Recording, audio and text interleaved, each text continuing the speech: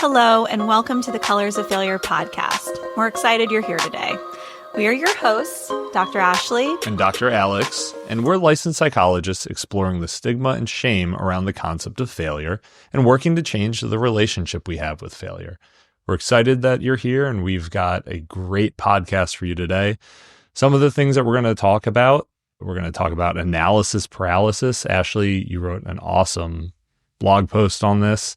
You introduced this concept of lantern versus fireflies, and I want to dig into that. We also are going to talk about how language shapes our relationship pretty much with everything. Mm-hmm. And then finally, this concept that I've kind of been pushing is the idea of the observer versus the participant. And all of these things kind of tie in with one another in the sense that, we can really get stuck. And sort of this idea of analysis paralysis is kind of this idea of how we can get kind of stuck and maybe sometimes move closer to our own failure if we are really wrapped up in our emotion around things and looking at things through our emotions versus through our values. And language, makes a really big difference in how we see things in the world. And that informs obviously our understanding of, what is failure, what isn't. And also just, how do we conceptualize and understand like difficulties in our lives? And then the whole observer versus participant idea is a really, helpful way that we can actually start to address this in a way that's tangible, a way that we can actually practice. Offers us, that. I don't want to reveal too much about the observer-participant concept, but okay. It's sort of a mental shift and a frame shift that we can use. But I want to go back. The idea of language, I think, is really important. And when you were saying that, Ashley, it reminded me, remember when we were like in grad school, maybe early in our internship, and we were talking a lot about ACT, right? Mm-hmm. And ACT was coming to the forefront of and ACT is acceptance and commitment therapy. Yes. And as a treatment model, so one of the things is in ACT, like language, we can recognize that language can really only describe so much. Mm-hmm. And something that we may not think about a lot, right? But what we know as we talk about it is that, like, for me, happiness, I can say, oh, I'm happy. And you can say, Ashley, like, you're happy. And we can both agree, like, yes, we're happy. However, if we only look at the language of it, well, does that happiness, does saying I'm happy actually describe my full internal experience of being happy, right? So in the sense, language kind of misses out on some of what may be in our everyday experience, especially with emotions. Well, and ACT is a really interesting therapeutic approach, this acceptance and commitment therapy model. It was actually in many ways like rooted in linguistics. So linguistic study helped to really inform the therapy model itself, which I find really interesting because I always think the history of how different, therapy practices come to be is always very interesting. A lot of people just associate, Freud with therapy, which is not how most or many of us conduct therapy. I have had patients come in and lay down, and I'm like, nope, that's not how we do therapy here. We can sit up and look at each other. But yeah, I think that like the study of linguistics is incredibly important. And like one of the, just as like an example even of how language can really serve to help us or harm us is, like we get a lot of times, this is a very small like intervention, therapeutic intervention, if you will. But like we get a lot of times, people who are like, I am depressed. I am sad. I am, whatever that label is.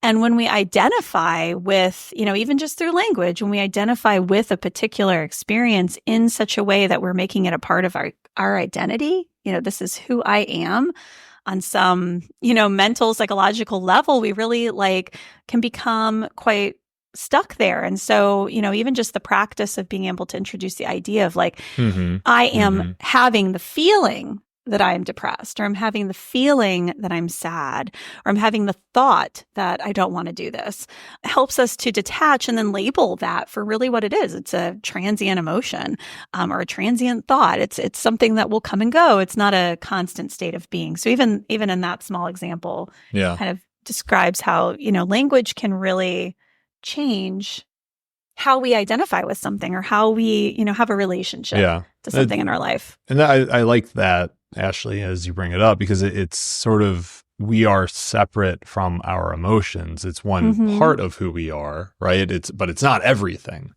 Of course not. And it's not really who we are at all. It's just a feeling that we have. I agree with that. I think the hard part is, though, when we are in such an emotionally active place, that's not what our central executive is focused on, right? Like that, this is just one part of me. No, it can be very much that this sadness is everything, and it clouds what we see and our understanding of the present, as well as what the future would hold. We put out a post a couple weeks ago on like the cognitive triad, and just the concept that, when we're depressed, we perceive ourselves as like lacking in so many ways, and that, the world is kind of a dangerous place. It's always going to be, negative, and the future is going to be negative. And we can really get stuck in that. Yeah. Now, I remember this experience, and so I may laugh. This is a podcast, obviously, so you can't see me. And so if I start to laugh, I'll dictate that as we go through. But I remember one time, Ashley, when you came home, I think from internship, like one of the days, and we were talking about how language is both helpful and somewhat harmful to like our understanding of our experiences, right? And one exercise that you gave and that we did was to literally repeat a word so many times that it loses like the meaning, right? Until it almost sounds... Was it fork? Yeah, I think actually, now I remember it. So we had this tiny little house. It was lovely, but we were sitting in the kitchen. I think we were eating nachos or something. And I would encourage anyone listening to do the exercise. Yeah, like say fork, like say it like 100 times. It like no longer sounds like a word anymore. Yep. And you just keep, and you can do it really with any word, like fun. You keep saying it. It's like, I know that this means fun. However, as I keep saying it, then for me personally, I start to say like, where did this word come from? It just sounds, it starts to sound like sounds. Yeah. It starts to just sound like, pieces of a word. And there's like these sort of funny like experiences you can have with it where you really start to gain like some objectivity from the word. So it's actually like, we don't necessarily in sessions sit there and say fork 100 times or fun 100 times with patients. But I will say it's a diffusing practice where we are literally working to defuse from these certain like identifiers or concepts that are keeping people maybe very stuck in their lives. But usually it has to do with things that like, again, like are, maybe somebody feels like they are, a bad person, and that's something that their self-talk is saying, inside of them like a lot. So if you just say or repeat a phrase, over and over and over again, it starts to kind of lose the heaviness and the meaning, the context, that we put on it. And it starts to just become what it is, which is just letters and sounds all strung together to make a word. It stops being so heavy. It stops being so like meaningful. And then you start to like laugh and you're like, what is this? It just sounds like silly after a while. And, we would do the same thing in groups. Actually, when I worked in residential treatment, we would have groups of people and we'd go around and we'd have people say like beliefs or things that they were struggling with, things that they felt about themselves that were really like difficult and shaming and, on some level quite saddening for them. And we would have them do this diffusion activity where we'd say, okay, yes, you're going to feel embarrassed. Yes, you're going to feel silly, but say that thing, say that belief in like an accent or say it in a silly voice or sing it or whatever. And we'd all go around and we'd do it together. And it was very healing for people because not only were we all laughing, and laughter is, of course, a very important therapeutic tool. And I have to argue that if you're not laughing sometimes in sessions with your patients, you're not doing it right. But you will laugh. And then, you will start to really like disconnect a bit from how much you identify with that statement. It would be Yeah, fun, I think it's a really powerful tool. Yeah, And I agree. yeah, it's fun when you do it in a group because then everyone Everyone's gets being to silly like do it. I like to, and I'm sure some of my patients might roll their eyes at it, but I do like to use, character voices as a diffusion technique. I've got the glue, and then sometimes he will arrive in the session, and we'll talk about things, and and then the other clients will laugh, and then they'll say, well, what's the point of that? And I'll say, well, it's about being able to separate. And if you hear that thought or that worry or that judgment in someone else's voice or in a funny voice, think about Borat. This is one I've been working on for Borat, not so much, but Christopher Walken, he's got a very interesting, but like somewhat soothing and fun voice. So I pull that out, and this thought that you're having, I don't know if I quite agree with it, right? But like, not the best, but if you hear it and all of a sudden you're hearing this in a somewhat comedic way, yeah, that's using language to help diffuse and to disconnect from that thought or feeling or experience that is on your mind. Now, the interesting part, right, as we talk about language and linguistics, is that while communication is biologically driven, right, we have vocal cords, and communication has played a role for animals and even, plants too communicate in different ways. So we know communication is biologically, we're supposed to be able to do that.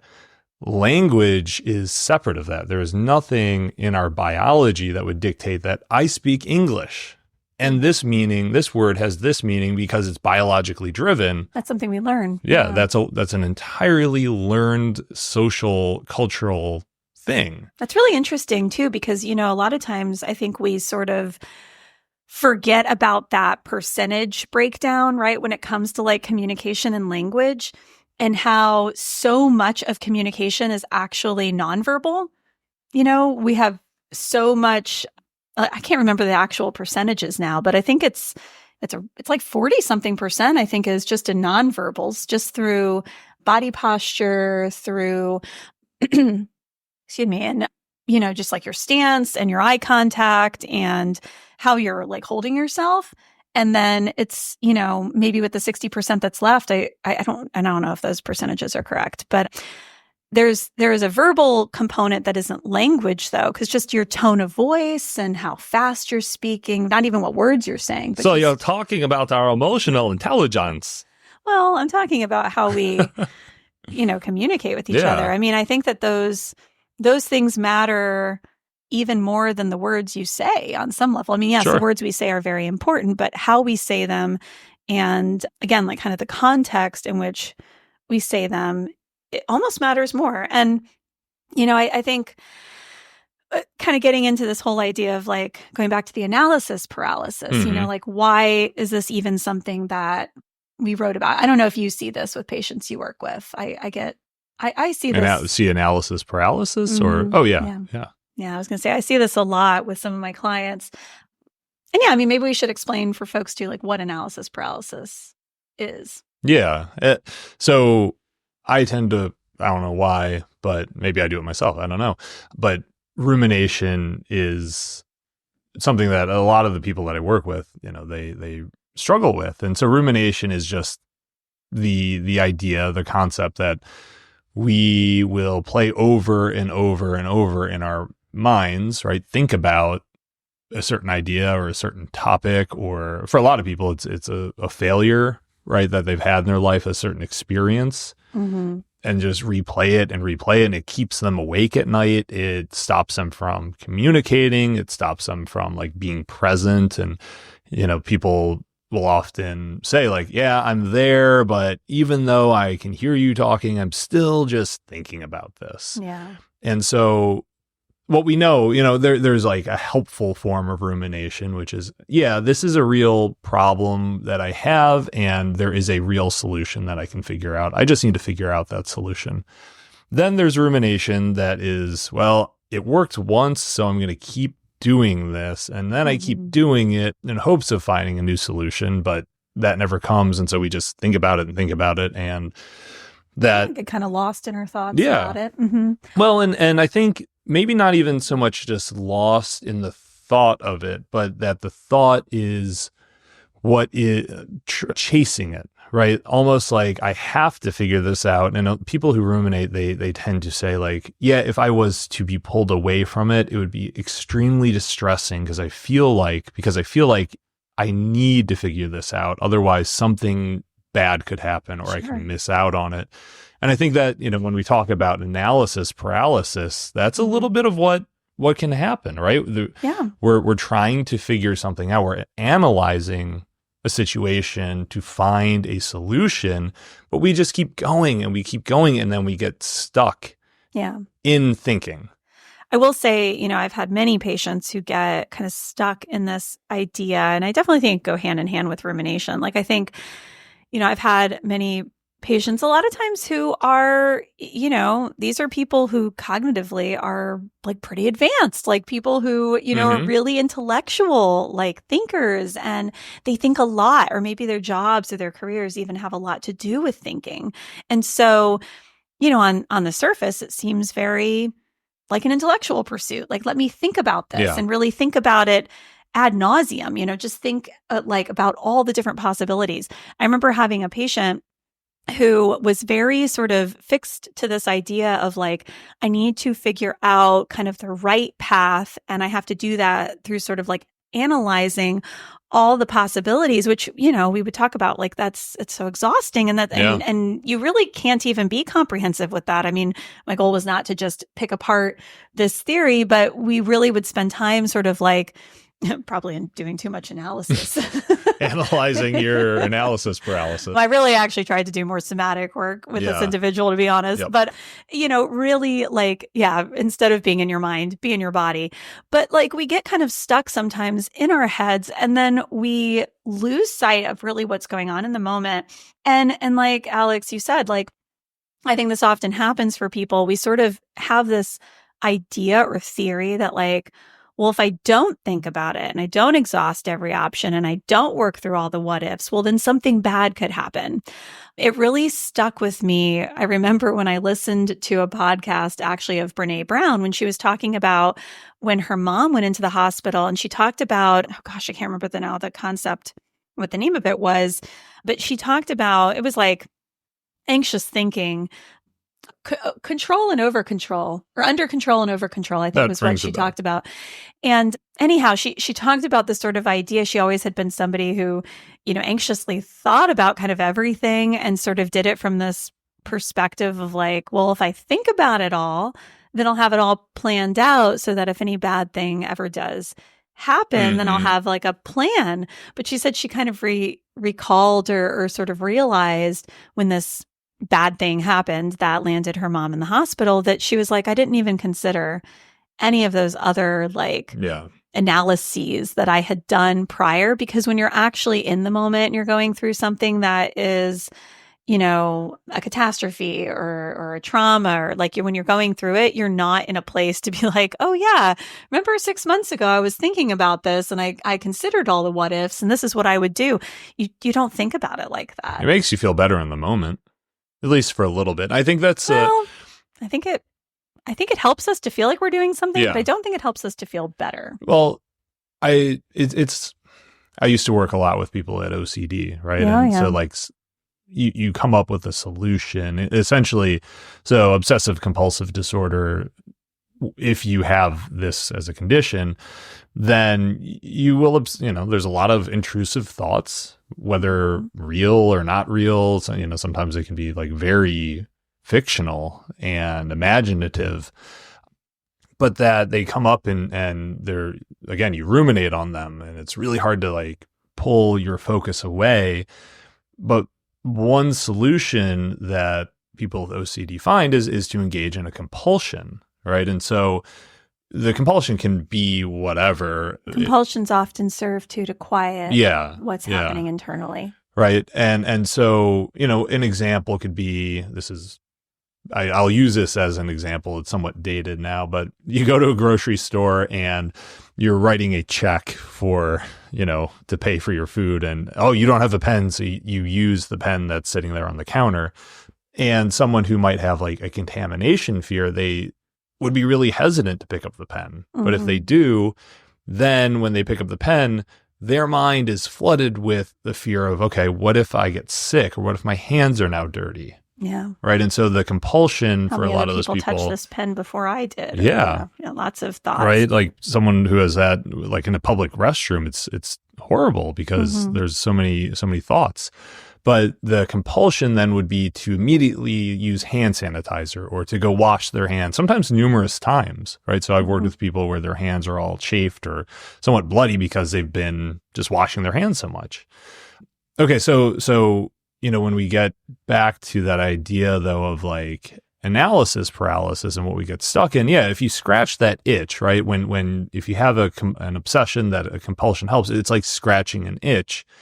The problem is it comes back, though, right? So we may say, you know what, I feel better in the moment, but then, well, I got to rethink it, right? Well, and then the next time, specifically with this example, the next time this person might be met with something that might have germs, again, this process comes up, and it's reinforced over time. And we're not going to go into all the specifics of why that happens, not in this episode anyway, but that kind of brings in then to the picture, the last blog post I wrote about, where I was using the example of fireflies versus a lantern. So, if you sort of imagine with this metaphor, like that we are walking through a very dense forest, it's nightfall, it's dark, and you start to see these fireflies kind of pop up in front of you, and they're sort of fleeting. And, if you've seen fireflies, they sort of, it's like a little burst of light and then it goes away as they fly around. And so it's kind of quick and all over the place. Well, if this is your only source of light and this is what you're trying to follow, it's a bit chaotic. You're just kind of going in whatever direction they are. It's not really the best way to find probably a path through a forest. And so if you think about it, in this example, fireflies would be more like our emotions. And a lot of times when, we're kind of on like autopilot in our life, we can really be operating from a place of just our emotions and reacting to our emotions and just sort of, we're sort of floating along or walking along in our life. And the thing that drives us or that pulls us in different directions are our feelings. Yeah. I feel this way, so I'm going to do this, or I have this feeling, so I'm going to do that, or I have a lot of anxiety, so I'm going to avoid, or I have, this makes me happy, so I'm going to do that thing, because, the emotions are in the driver's seat. Yes. And so when that happens, it's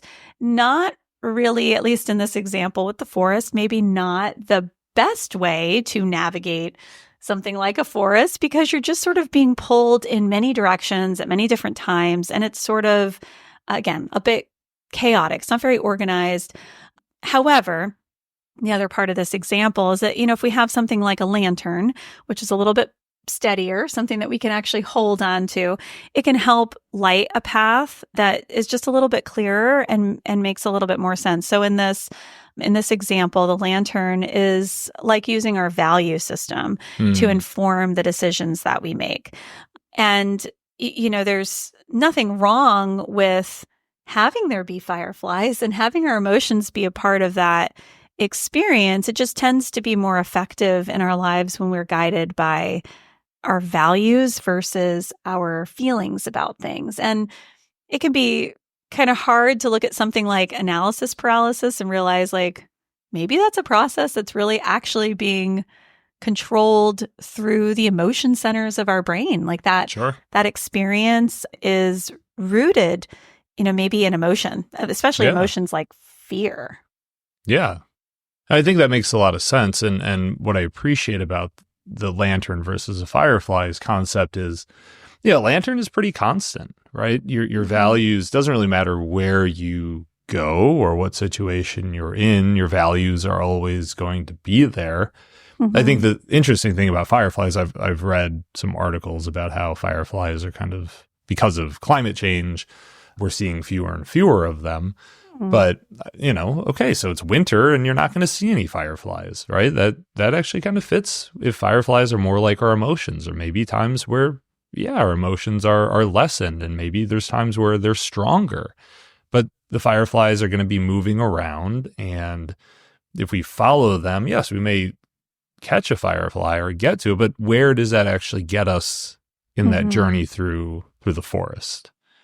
Yeah, and I think, and then we can kind of start going into the observer versus participant, model with that. But I do think and this is something that comes up, I think, a lot of times for folks when we sort of, and this can happen, I think, in therapy. I'd be curious if you have noticed this process happen with your patients. But, a lot of times when we start to develop insight into something, right, we're looking at patterns, or, a lot of times people come into therapy because something isn't working in their life. They finally sort of said, okay, I've had it. I'm, that phrase, I'm sick and tired of being sick and tired. I'm just kind of over it, and something needs to change.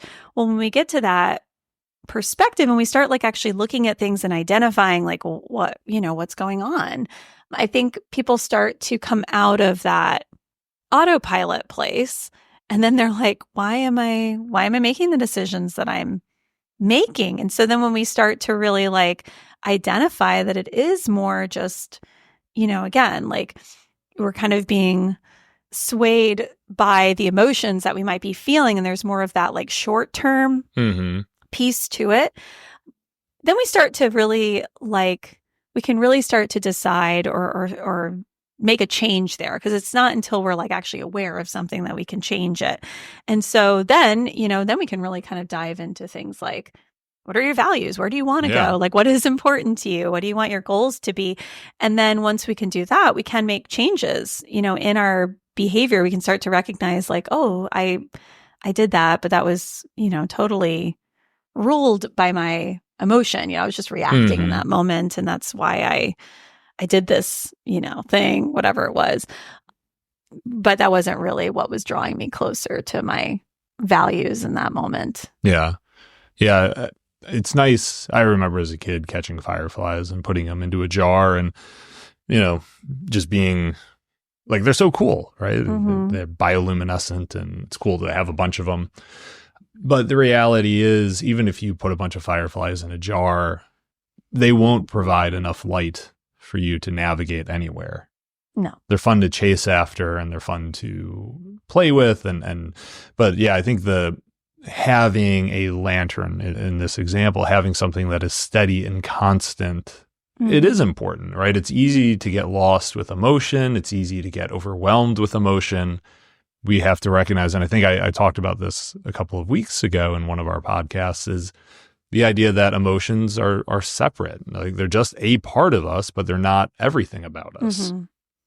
Yeah, and emotions are so important. We really do need them. I often talk with people about, really sort of the evolutionary purpose of emotions. They're what helps to keep us alive. I mean, thank goodness we have our emotions. They, sort of like pain, they keep you from doing things that are going to hurt you. Yeah, it's like the check engine light.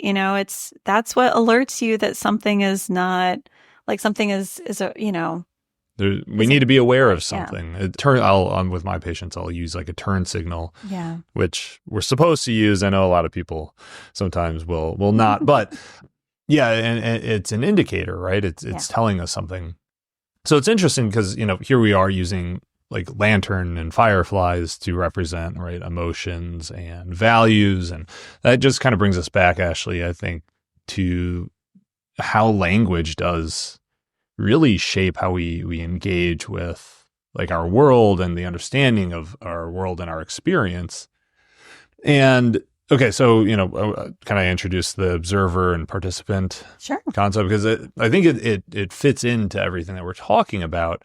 So I was researching on the idea of, change, right? Which is, well, we can all say change. I know what change is. It's taking this and turning it into that. Or some people will say change. It's what's in my pocket. It's what I find in my laundry. It's, I don't ever have enough of it when I'm going through a toll booth.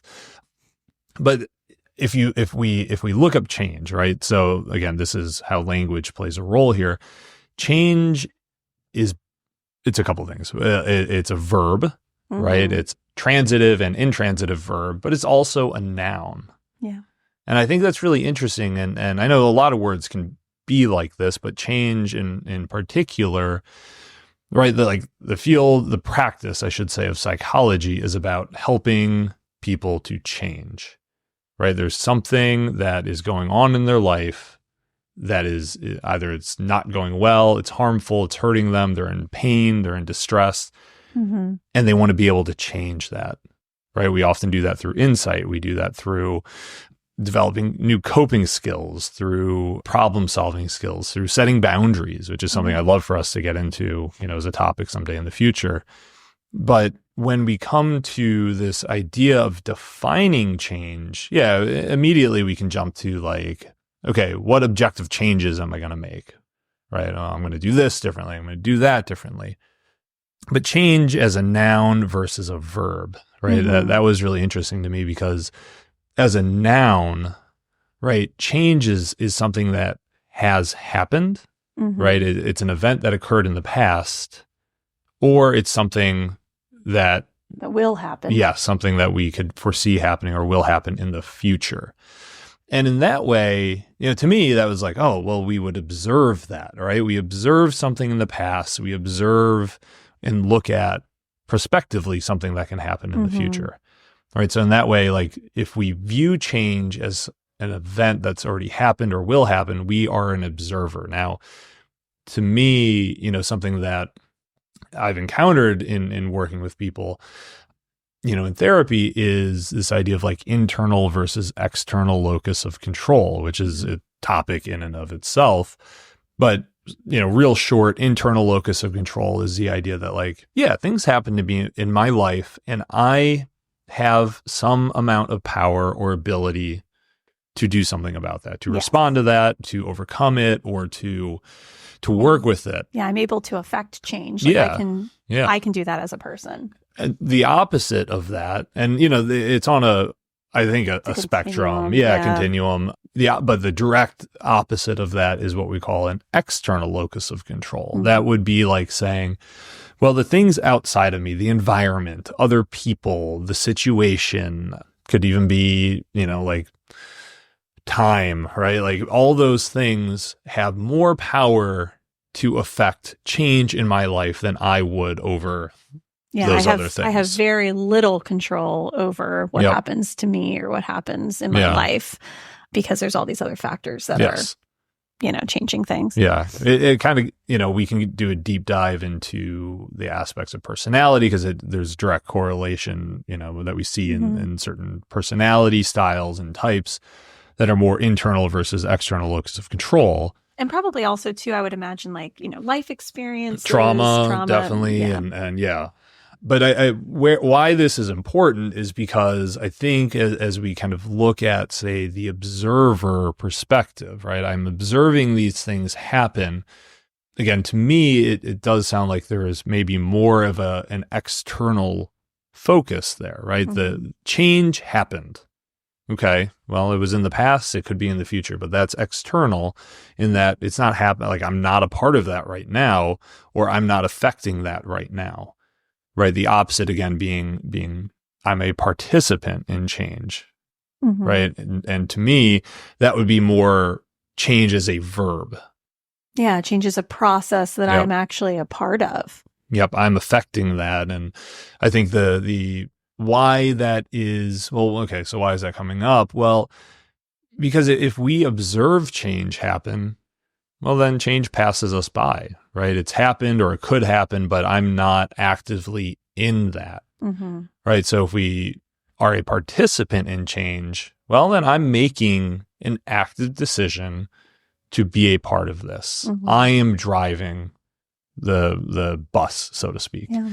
And I think, as if we look at this, like sometimes going back to the lantern versus fireflies, well, my emotions came up and this is why I felt the way I did, or, this is what happened, why I made the decision. Yes, at some level, if we are listening maybe strictly to our emotions. Well, we are kind of observing what's happening, right?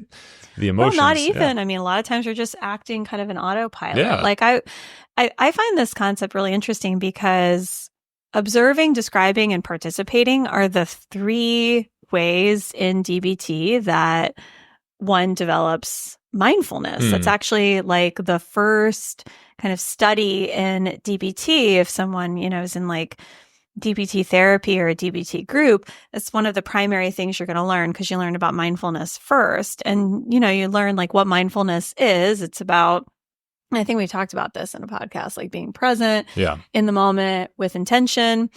But then the other way, like the way we do that is through observation, describing, and then participating. But observation is like the first step. Like you can't be mindful without observing something first. So like the example that I often give people is like, you're at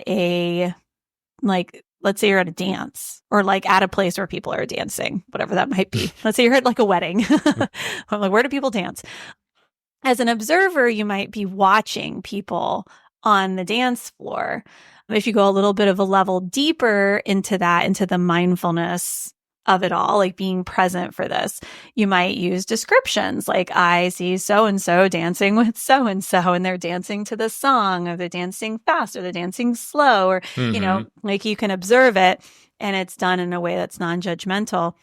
And then to participate, which, is sort of the fullest level of mindfulness. Sure. It's actually being out on the dance floor dancing. It's like letting yourself be kind of like lost in the moment, so to speak. Not lost because, the idea is to be mindful, but like really allowing yourself to be a part of the process. Yeah. I think it's an interesting, what you bring up there, I think is interesting because, I think where I was coming from initially is like the active versus passive. Yeah. And right? there's a passive mindfulness versus an active. Yeah.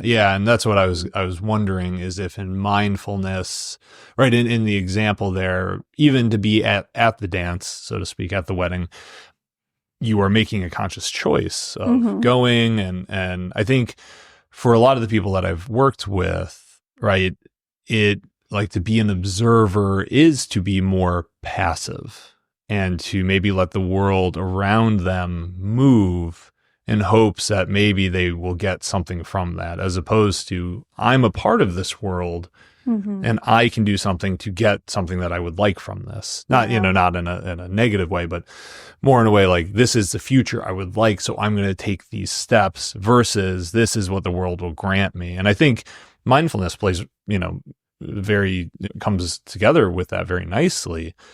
But the experience, right, of someone who is maybe has a higher external locus of control, it can be fairly distressing for, the research points to that. Well, and yes, and I think that you've got a couple different pieces here because, right, there's like different stages kind of along the path. Like you've got, maybe folks who have, maybe they fall more into the external locus of control, but then aren't even aware that there is anything else, like we don't know what we don't know. So like, you might have folks who do have a more external locus of control, but because that's all they know and they haven't challenged that notion or that belief, it just is what it is. And so again, this sort of autopilot, like a lot of times people are kind of just going through their lives. And again, this is related to so many different factors, and I don't want to pathologize any of them because it's just sometimes a product of the life that we're in. And so, that can be due to so many things. And I will say like, more trauma and more difficult life circumstances, I will say, I think can, not always, but can contribute. It's sort of interesting because I do think there's a lot of people who go through a lot of hardship in their life and develop a very internal locus of control too, because there's sort of this idea of like, I was able to get away from that, or I was able to not be affected by that. And who knows what their coping strategies were for that. But then you also have the reverse too of many people who can become stuck in a more external locus of control because their life has not been one that has been, supportive of them Yeah. or affirming or validating. And I think it can be very easy to fall into that space of like, well, yes, things do just happen to me and it is out of my control. And there's very little control that I do have in my life. But even being aware of that, I think, and Yes, recognizing that's what I was that just there's, thinking. Is yeah, the importance is awareness of it. And I think that that's huge. I think yeah. you have to move from an observer to get to the participant one, because Yeah. I think without even realizing like that you are in one or the other, you're not really in very, like in a very aware state of mind. But when you can move into one where you're like, no, I think I see it as someone who feels like I have, maybe less control. Mhm. I think you've moved then into a new state where it's like, okay, now I realize something about myself Yeah. and I'm thinking about that. And now I can make a change if I want. Yeah. Yeah. So you were saying that, and I was thinking about, I row, and for anyone who's not familiar, it's essentially go out on a body of water, right? In a small boat and try and make that boat go as fast as you can.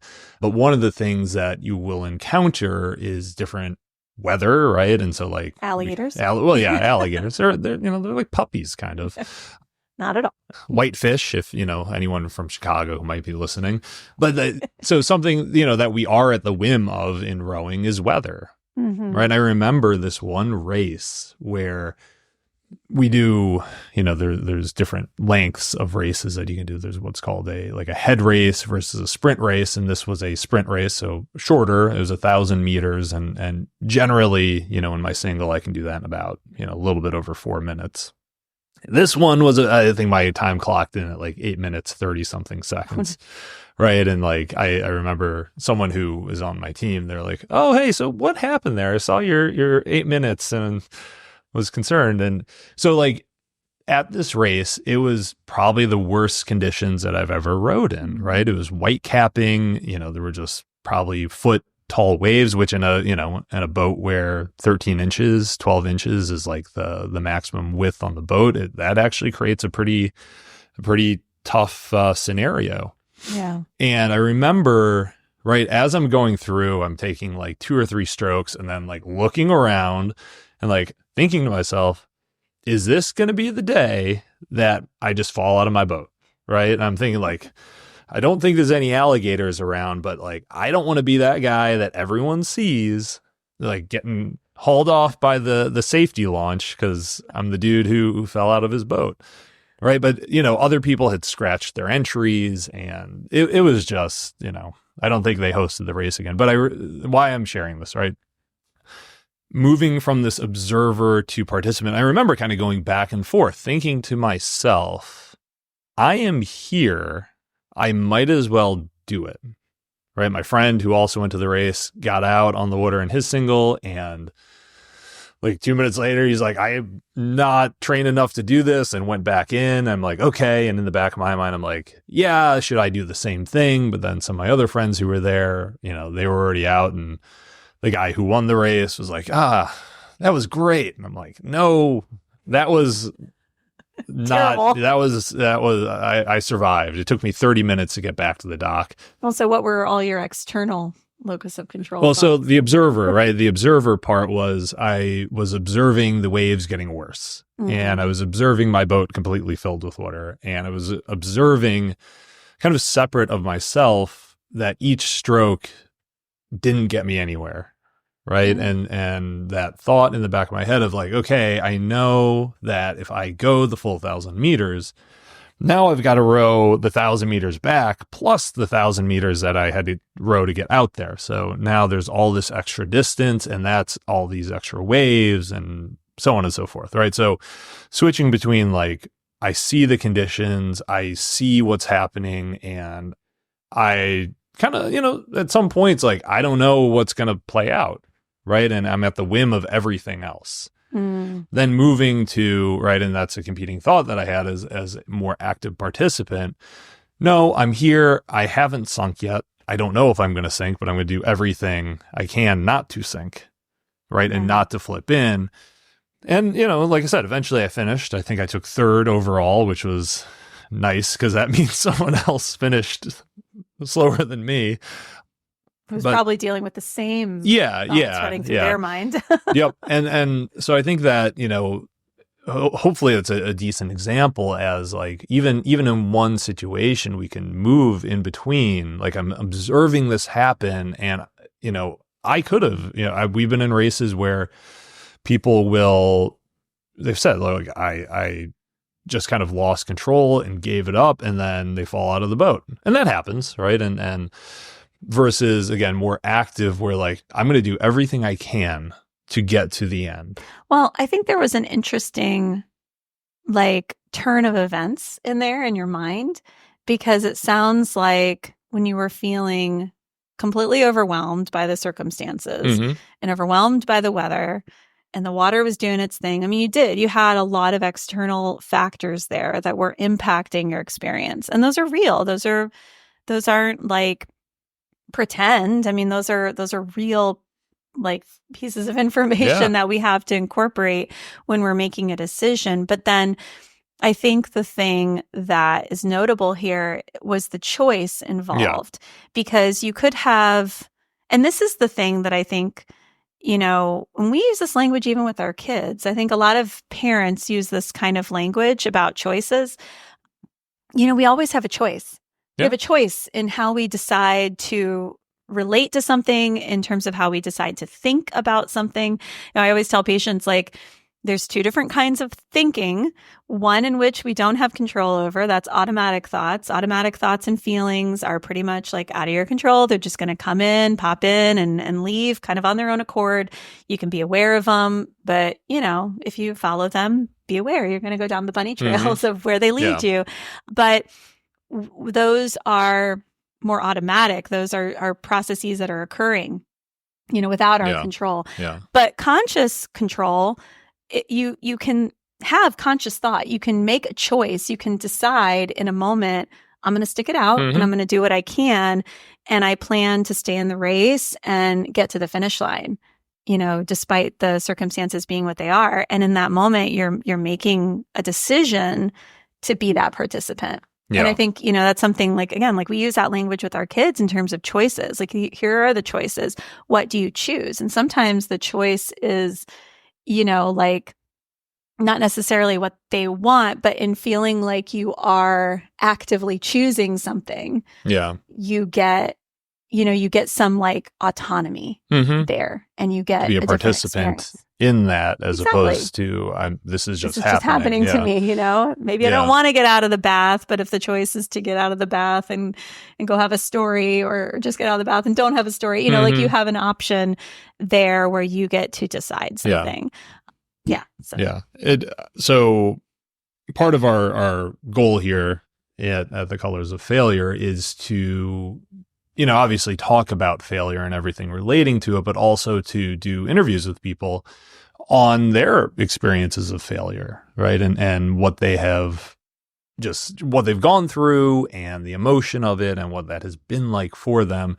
So last week I got to sit down with a longtime friend of ours, and he's I rode with him in many races when we lived in Chicago, but he is now a triathlete and an endurance athlete. And I don't have the interview fully done yet, like prepared yet, but something that he talked about right in the interview was the depth of being unsure when kind of faced with all these external circumstances, that ultimately in making a decision then of okay, I can't do this. And maybe it's because I can't do this because of the weather. I can't do it because it's not safe.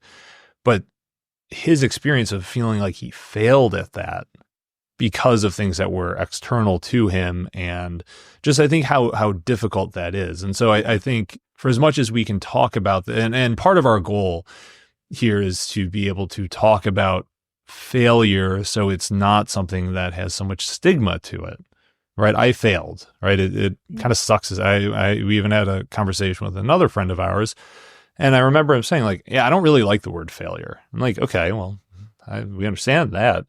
It doesn't feel good to fail, but it is, it's a learning experience. We can gain from that. We can build from it.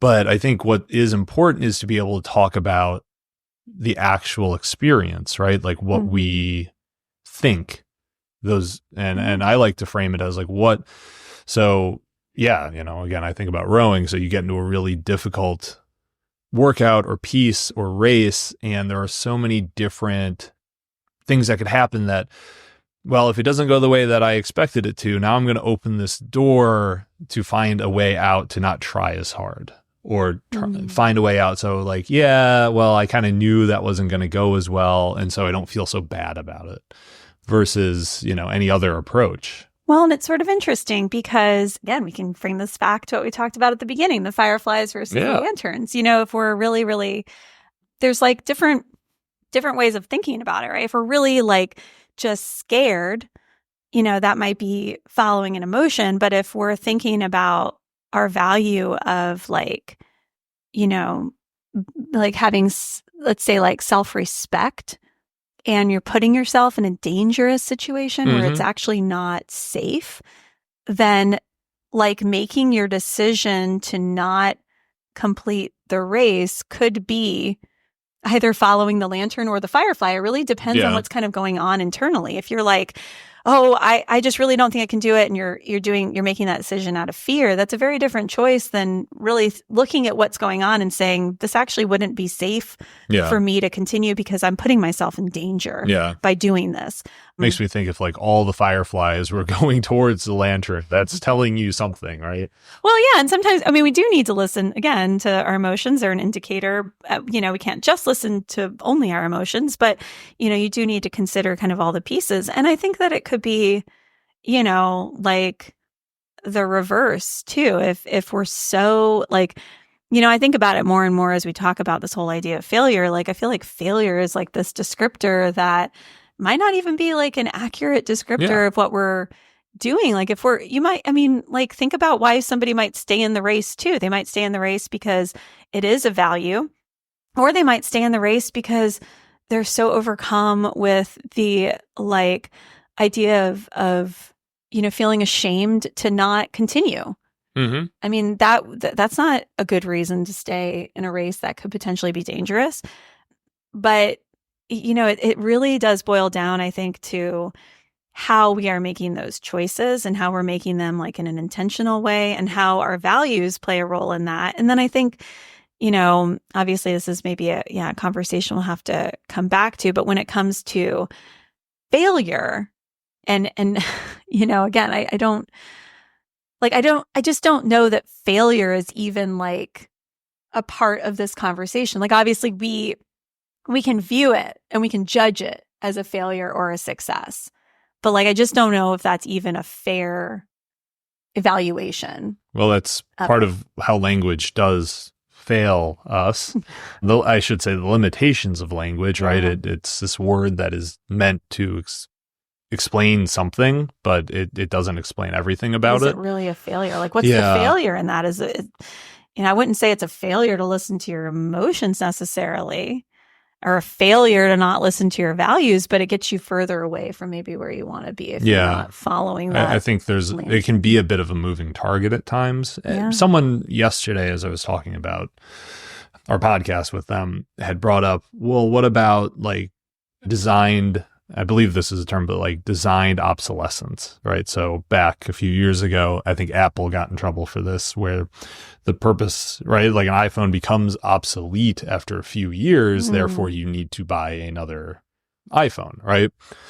So like that technology is maybe designed to become obsolete, and in that way it's designed to fail you, right? Like the new apps coming out and the new needs that you may have are not going to be able to be, you can't use your phone for that. But what might be a failure for us is completely a marketing scheme for these people. And then another person, and we'll get him on the podcast here. He's an engineer, but had brought up the idea of purposeful failure, right? Like we've designed in a failure point. And what he would talk about is like in a car, right? There is a crumple point, a failure point to help protect the rest of the vehicle. Even though that point fails, it's purposeful.